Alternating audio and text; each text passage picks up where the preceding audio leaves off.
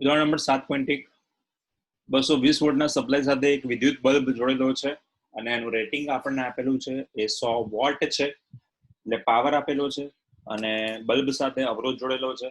તો અવરોધ જે છે એનાથી આરએમએસ કે એને કોઈ ફરક જે છે એ પડતો હોય તો એ સીધી જ કિંમતો છે. તો power P is equals two V square ભાગ્યા R. તો નંબર 1 અવરોધ R is equals two V square ભાગ્યા P. કિંમત મૂકી દો 220 નો સ્ક્વેર અને અપોન 100 એટલે 484. મહત્તમ મૂલ્ય શોધો. તો આપણે કહેતા હતા કે ભાઈ VRMS ઇઝ ઇક્વલ્સ ટુ તો VM ભાગ્યા √2.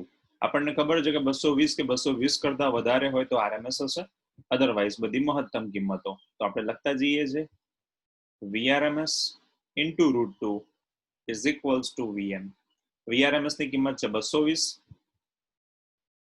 અને √2 ની કિંમત લખી નાખીએ આપણે 1.41. તો V મેક્સિમમ રેડી થઈ ગયા આપણા. નંબર 3 જેમાં આપણને કીધું છે પ્રવાહનું આરએમએસ શોધો. તો નંબર 3 પ્રવાહ આરએમએસ માટે તો power P is equals two VI. તો I is equals two P ભાગ્યા V. પાવરની કિંમત જે છે તમને જે આપી હતી એ 100 વોટ છે, તો આપણે લખી નાખીએ છીએ એને 100 વોટ.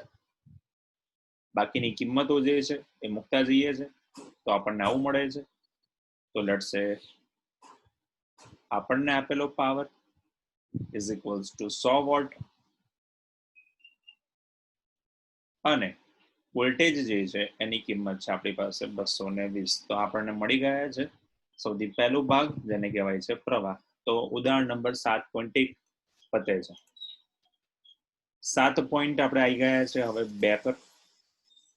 7.2 માં તમારી પાસે આવું આપેલું છે, લેટ્સ સે 25 મિલી હેનરી ના એક શુદ્ધ ઇન્ડક્ટર ને એટલે ઇન્ડક્ટર છે અને એના વોલ્ટેજ આપણને આપેલા છે એ છે 220 વોલ્ટના સોર્સ સાથે જોડેલો છે. તો તેની આવૃત્તિ 50 હર્ટ્ઝ હોય ત્યારે તેના માટેનો રિએક્ટન્સ જેને કહેવાય છે XL. તો સૌથી પહેલા રિએક્ટન્સ શોધી લઈએ. XL ઇઝ ઇક્વલ્સ ટુ તો 2πfL અથવા તો ઓમેગા L. તો 2 ઇન્ટુ 3.14 આવૃત્તિ આપેલી છે 50 હર્ટ્ઝ અને ઇન્ડક્ટરની કિંમત છે તમારી પાસે 25 milli henry 10 to the power -3. 25 50 2500 ગુણ્યા 3.14 એટલે તમારી પાસે ગુણ્યા 10 ની -3 એટલે તમને મળશે XL, જેને કહેવામાં આવે છે ઇન્ડક્ટિવ રિએક્ટન્સ. એકમ જે છે એનો છે ઓમમાં, એટલે ધ્યાન રાખજો એકમ તમારો કમ્પલસરી ઓમમાં હોવો જોઈએ. એના પછી કીધું છે આપણને એના માટે શોધવો પડતો પ્રવાહ શોધો. તો I is equals two V ભાગ્યા મોડ Z. મેં તમને કીધું તું માત્ર ઇન્ડક્ટર હાજર છે એટલે તમારી પાસે માત્ર ભાગ રહેશે XL નો. 220 વોલ્ટ. XL ની કિંમત તમારી પ્રોપર જ છે જે ચોપડી વાળાએ શોધી છે 7.85. એટલે આન્સર જે છે તમારો 28 એમ્પિયર ક્લિયર છે. નેક્સ્ટ જે છે 7.3. 7.3 જે છે એમાં તમને એવું કીધું છે કે ભાઈ બલ્બ છે એને કેપેસિટર સાથે શ્રેણીમાં મૂકવામાં આવે છે. તો ડીસી કે એસી જોડાણ માટે તમારી પાસે શું કરવું જોઈએ? તો આનો મિનિંગ એવો થાય કે ડીસી જે છે એમાં તમે કોઈ પણ પ્રકારનો ફેરફાર કરવાનો રહેતો નથી કેમ કે ડાયરેક્ટ કરંટ છે, એટલે તમે કેપેસિટન્સની કિંમત વધારો ઘટાડો કોઈ ફરક પડતો નથી. જ્યારે ઓલ્ટરનેટિંગ કરંટ છે એમાં આપણને ખબર છે કેપેસિટિવ રિએક્ટન્સમાં ફેરફાર થવાના કારણે એના બલ્બ જે છે એના પ્રકાશમાં ફેરફાર થાય છે. તો તમને એવું પૂછ્યું હતું કે ભાઈ આમાં શું કરી શકો, તો આપણે ઓલરેડી કહી દીધું કે ભાઈ આમાં શું કરી શકાય. એટલે ઓલ્ટરનેટિંગ કરંટ જે છે એમાં ફ્રીક્વન્સીમાં ફેરફાર થાય છે, એટલે કેપેસિટિવ રિએક્ટન્સ જે છે એમાં ફેરફાર થાય છે. એટલે તમે જ્યારે પણ જોશો તો ઘણી વખત ફ્લિકરિંગ થતું હોય એટલે બલ્બ જે છે ચાલુ બંધ થઈ શકતો હોય અથવા તો આપણને અવાજ આવતો હોય અનયુઝ્યુઅલ. તો આ જે છે કેપેસિટર જે છે એને ઓલ્ટરનેટિંગ કરંટ સાથે જોડ્યા હોય અને એમાં પ્રોપર એને ફ્રીક્વન્સી ના મળતી હોય, ફ્રીક્વન્સીમાં વેરિએશન આવતું હોય તો આપણે ક્વોલિટી ફેક્ટર શબ્દ વાપરતા હતા, એ પ્રોપર નથી તો આવા ચાન્સીસ છે. 7.4 માં તમને એવું કીધું છે કે 250 વોલ્ટ છે. 250 વોલ્ટ અને 50 હર્ટ્ઝના કોઈક કેપેસિટર સાથે તમને કેપેસિટિવ રિએક્ટન્સનું અને મહત્તમ પ્રવાહનું મૂલ્ય શોધો. Simple as that. આપણે જે કરવા જઈ રહ્યા છે દર વખતે કરીએ છીએ એ જ અહીંયા કરવાનું છે. સૌથી પહેલું કામ કરી દઈએ, કેપેસિટિવ રિએક્ટન્સ એને કહેવાય XC અથવા તો omega C is equals to 1/2 pi FC. 1/3.14 ગુણ્યા 2 એટલે 6.28. આવૃત્તિ છે 50 અને કેપેસિટરની કિંમત મૂકી દો 15 માઇક્રોફેરેડે, 10⁻6 થઈ ગઈ. સાદુરૂપ આપો, કેપેસિટિવ રિએક્ટન્સ નો પણ આપણી પાસે કિંમત એવી જ છે. કેપેસિટિવ રિએક્ટન્સ જે છે એ અવરોધનો એકમ ધરાવે છે, એટલે એનો એકમ પણ આવશે આપણી પાસે ઓમ. પ્રવાહ RMS શોધવા માટે આપણે લખતા હતા એ સૂત્રનો ઉપયોગ કરતા જઈએ. IM બરાબર તો VM ભાગ્યા મોડ Z અને એના પરથી RMS કિંમત શોધી શકાય. તો આ થઈ ગયા તમારા એક્ઝામ્પલ 7.4 સુધીની વાત. 7.5 સેમ વસ્તુ આપણે જે કીધી પ્રમાણે RMS કિંમત શોધેલી છે તમને આપી દીધી છે. 7.5 જે છે એ તમને એવું કીધેલું છે કે આકૃતિમાં દર્શાવવા પ્રમાણે કોઈ પ્રકાશીય બલ્બ છે અને એક ઓપન કોઇલ ઇન્ડક્ટર છે. ઓપન કોઇલ ઇન્ડક્ટર એટલે આપણી પાસે આ રીતે કોઇલ હશે સર્ક્યુલર અને એમાંથી કોઈ સળિયો જે છે એને બંધ કર્યા પછી અંદરના વિસ્તારમાં લોખંડનો સળિયો દાખલ કરવામાં આવે છે અને બહાર કાઢવામાં આવે છે. તો શું થઈ શકે? તો આપણે એવું કહીએ છીએ કે ભાઈ લોખંડનો સળિયો જે છે એને કોઇલની અંદર કે બહાર કાઢો તો મેગ્નેટાઇઝેશન, આત્મપ્રેરકત્વ અને અન્યોન્ય પ્રેરકત્વ. તો અહીંયા આગળ આ સળિયો જે છે, ગૂંચળું જે છે એનું આત્મપ્રેરકત્વ હોય અને આત્મપ્રેરકત્વના કારણે આજુબાજુમાં ચુંબકીય ક્ષેત્ર ઉત્પન્ન કરે છે. પણ આ જે સળિયો જે છે એને અંદર દાખલ કરીએ છીએ તો મેગ્નેટાઇઝ થાય છે, એટલે અન્યોન્ય પ્રેરકત્વ થાય છે. એના મિનિંગ એવો થાય કે ઇન્ડક્ટર જે છે એના બે છેડા વચ્ચે પ્રકાશ જે છે એ ઘટતો જાય છે, કારણ કે અન્યોન્ય પ્રેરકત્વના કારણે કોઇલનું ઇન્ડક્શન જે છે એમાં વધારો થાય છે. તો ઉદાહરણ તમારું 7.5. 7.6 યસ, ઉદાહરણમાં 7.6 જે છે એ સારા એક્ઝામ્પલ, એટલે આમ તો ઘણા બધા એક્ઝામ્પલ સારા છે. છેલ્લો સ્વાધ્યાયનો દાખલો હતો એ પણ સારો હતો, પણ કદાચ આ એક એક્ઝામ્પલ છે કે જેમાં આપણને ચેપ્ટરનો જે છેલ્લો દાખલો હતો 11મો, આ એવો જ એક્ઝામ્પલ આપેલો છે. વોલ્ટેજની કિંમત આપી દીધી છે 220 વોલ્ટ અને ફ્રીક્વન્સી છે આપણી પાસે 50 હર્ટ્ઝ. સૌથી પહેલા ડેટા જે છે એને આપણે મૂકતા જઈએ છીએ. Voltage V is equals to 220 volts, frequency F is equals to 50 hertz અને કેપેસિટન્સની કિંમત જે છે આપણી પાસે 15 માઇક્રોફેરેડે, 10⁻6 ફેરેડે અને કેપેસિટર જોડવામાં આવે છે. હવે અવરોધની કિંમત તમને આપી દીધી છે 200 ઓહ્મ. તો એના માટે પરિપથનો પ્રવાહ શોધો. હું તમને એમ કહું છું કે ભાઈ પરિપથનો પ્રવાહ ડાયરેક્ટ શોધીએ, કેમ કે ચોપડીમાં ભલે આપણને મોડ Z ડાયરેક્ટ કરીને આપ્યા હોય. તો IM બરાબર તો VM ભાગ્યા મોડ Z. અહીંયા આપણને ખબર છે કે માત્ર અવરોધ અને કેપેસિટર જ છે, તો ડાયરેક્ટલી આ સ્ટેપ કરો. R² plus 2 pi FC, 1/2 pi FC. તો 1/2 pi FC. આ કરવાથી તમારું ટેક્સ્ટબુકનું આ સ્ટેપ જે છે સીધે સીધું બાયફર્કેટ થઈ જાય, પાસ થઈ જાય, કેમ કે કેલ્ક્યુલેશન ફરી કરવાની જરૂર નથી. તો I is equals to વોલ્ટેજની કિંમત છે 200 અંડર રૂટ ઓફ R², 200 નો સ્ક્વેર એટલે 40000 પ્લસ કેપેસિટર આપેલું છે તો 1 થશે. હવે ટેક્સ્ટબુકમાં તમે જુઓ 2 pi FC ની -2 લખી છે, એટલે ધ્યાન રાખજો. તો 1/ωc જે છે એનો સ્ક્વેર છે, તો અહીંયા આપણે ડાયરેક્ટ લખી નાખીએ છીએ 4 × π². ફ્રીક્વન્સી એટલે 50 નો સ્ક્વેર, એટલે આપણી પાસે આવશે 2500 અને કેપેસિટરની કિંમત છે 15 એટલે 10⁶ થઈ ગયા. 15 આપણી પાસે આવશે 225. તો આ થઈ ગયું તમારું સૌથી પહેલું કેલ્ક્યુલેશન, જેમાં આપણે I પણ શોધી નાખ્યા છે. અવરોધ અને કેપેસિટરના બે વોલ્ટેજ વચ્ચેના RMS શોધો. તો સૌથી પહેલા હું એક કામ કરું છું કે જે પણ મને પ્રવાહ મળ્યો હશે એ પ્રવાહ જે છે, દાખલા તરીકે અહીંયા ટેક્સ્ટબુકમાં કેલ્ક્યુલેશન પ્રોપર છે તો 7542 એમ્પિયર મળે છે. તો હું આવું કહી શકું V is equals to તો IM × R આપણે કહીએ અવરોધના બે છેડા વચ્ચે, અને કેપેસિટર કહીએ તો એને કહેવાય છે IMXC. જે આ પ્રવાહ આપણે જે શોધ્યો છે એમને એમ રાખીએ છીએ. XC ની કિંમત છે 1/2 pi FC અને અવરોધ જે છે એને આપણે લખી નાખીએ છીએ M ના M. તો અવરોધના બે છેડા વચ્ચે IM ની કિંમત છે 0.75 અને અવરોધની કિંમત આપી છે આપણને 200. તો આપણે લખી શકીએ છીએ VR = 200 × 0.75, એટલે જે હશે એ આપણો પ્રોપર આન્સર આવશે. તો 200 ગુણ્યા 0.75 એટલે આપણે એવું લખી શકીએ છીએ કે એના માટે કિંમત મળે છે આપણને 150 અને એ જ રીતે આપણી પાસે એના કેપેસિટરના બે છેડા વચ્ચેની વાત કરીએ તો આ જો આપણી પાસે અવરોધની કિંમત મળી છે 150, કેપેસિટરની કિંમત મળી છે 160. હવે આપણને એવું કીધું છે કે બંને માટેના કુલ વોલ્ટેજ જે છે એનો બેઝિક સરવાળો જે છે એ કરતા આપણે જે આપેલા છે એના કરતા પ્રોપર એટલે કે વધારે મળશે કે નહીં મળે. તો અહીંયા એક વસ્તુ ધ્યાન રાખવાની છે કે અત્યાર સુધી કોઈ પણ દાખલામાં આપણે આવું કંઈક કરતા નહોતા. તો સદિશોનો બેઝિક સરવાળા માટે આપણે લોકો ફેઝર પદ્ધતિ પણ કહેતા હતા. તો VR નો સ્ક્વેર અને V ઓફ C નો સ્ક્વેર. V ઓફ R નો સ્ક્વેર આપણે લઈને આવ્યા છે 150.8 નો સ્ક્વેર એટલે લખતા જઈએ અને કેપેસિટર માટે આપણે લખતા જઈએ છીએ 160.07 નો સ્ક્વેર. તો ટોટલ જે છે એ આપણું જે આપેલા વોલ્ટેજ છે એટલું આવવું જોઈએ. તો 150.8 નો સ્ક્વેર વત્તા 160.07 નો સ્ક્વેર એટલે તમને નિયરેસ્ટ ટુ 220 વોલ્ટ પ્રોપર મળશે. એટલે બેઝિક સરવાળાની પદ્ધતિ એટલે કે ફેઝર પદ્ધતિ જે છે એનો પણ તમે ઉપયોગ કરી શકો છો. કેમ કે આપણે આગળના એક્ઝામ્પલ્સમાં જોયું કે અવરોધ જે છે એ જો સરખો ના આવ્યો તો ફેઝર પદ્ધતિ માત્ર ઉપયોગી છે. છેલ્લા દાખલામાં સ્વાધ્યાયના આપણી પાસે ડાયરેક્ટલી જેટલા વોલ્ટેજ આપ્યા હતા આપણને મળી જતા હતા. અહીંયા કેપેસિટર એની વચ્ચે નથી મળતા તો ફેઝર પદ્ધતિથી તમે ઉપયોગ કરી શકો છો.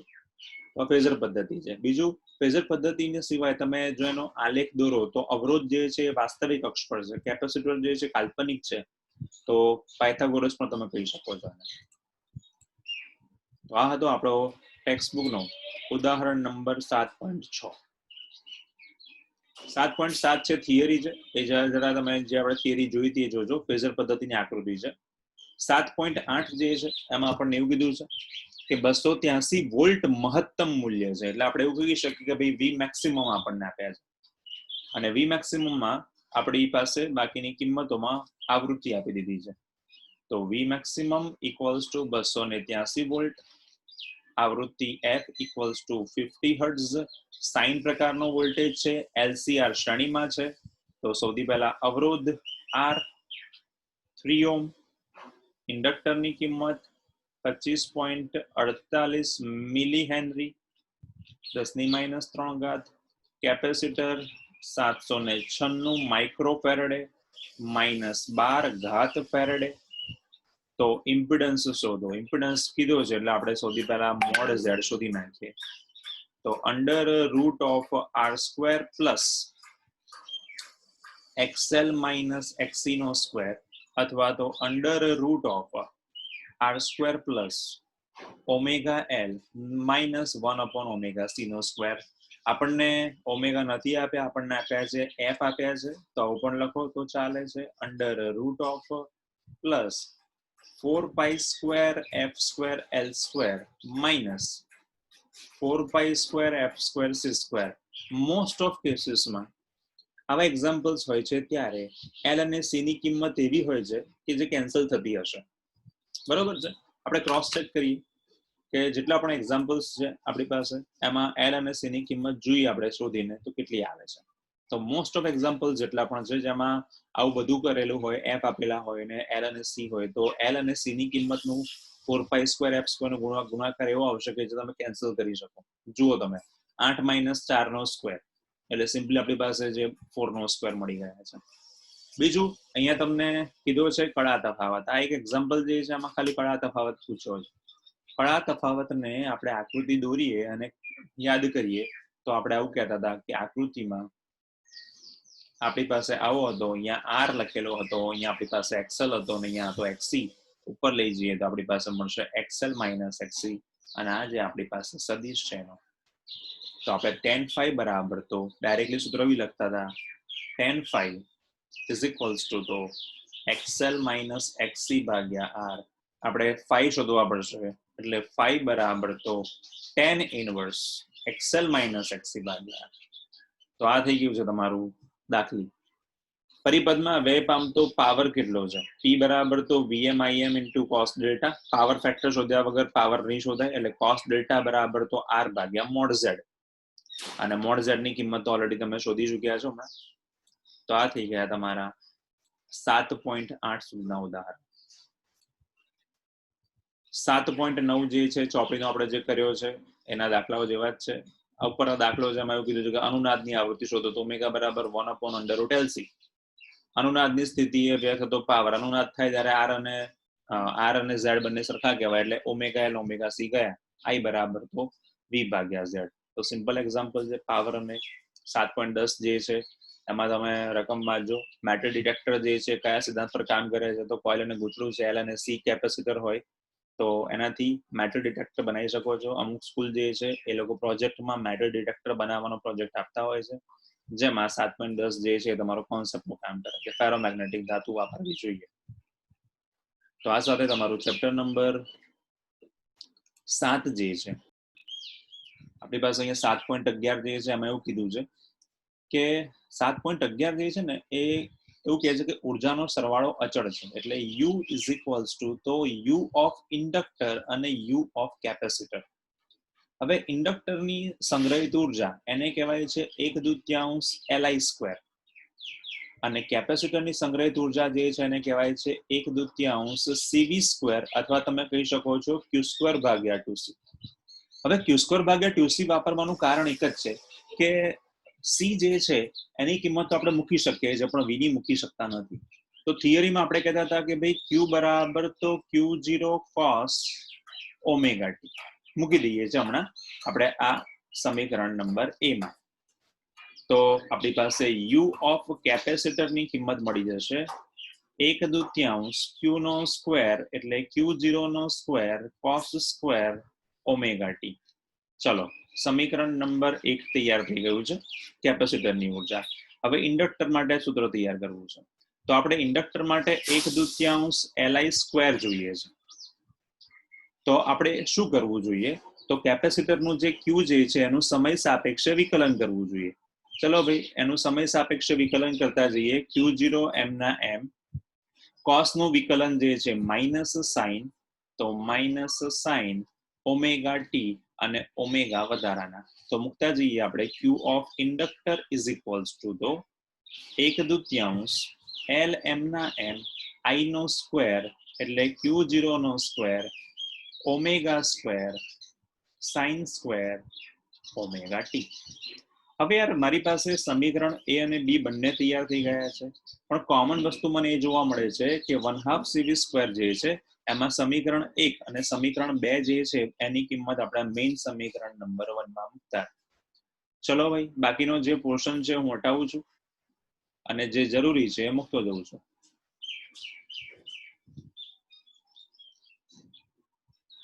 તો QC ની કિંમત જે છે એ અને QL ની કિંમત છે એ બંનેની કિંમતો જે છે એને મૂકવાની શરૂઆત કરું છું. તો U ઇઝ ઇક્વલ્સ ટુ તો number 1 U is equals to તો Q0² ભાગ્યા 2 cos² ઓમેગા ટી વત્તા Q0² ઓમેગા² into L sin² omega t. ચલો ભાઈ બાકીનો જે ભાગ જે છે એને પણ હટાવું છું નકામો. હવે આપણને દેખાઈ રહ્યું છે કે ભાઈ બંનેમાંથી હું Q0² તો કોમન કાઢી શકું છું પણ તકલીફ મને ક્યાં પડશે તો એકની પાસે C છે ને બીજા પાસે જે છે એક મિનિટ C લખવાનું બાકી છે. હા એકની પાસે C છે અને બીજા પાસે L છે. તો પહેલામાં C લખવાનો બાકી હતો તો C છે એના છેદમાં છે. તો એકની પાસે C છે બીજા પાસે L છે તો હું અહીંયા એક કામ કરું છું કે ઓમેગાનો સ્ક્વેર બરાબર તો 1/LC જેને અહીંયા મૂકી દઉં છું. તો સૂત્ર થઈ ગયું છે U બરાબર તો Q0² cos² omega T divide by 2C વત્તા Q0² sin² omega T. L ગયા ઓમેગા² ની કિંમત મૂકી દીધી તો 2C.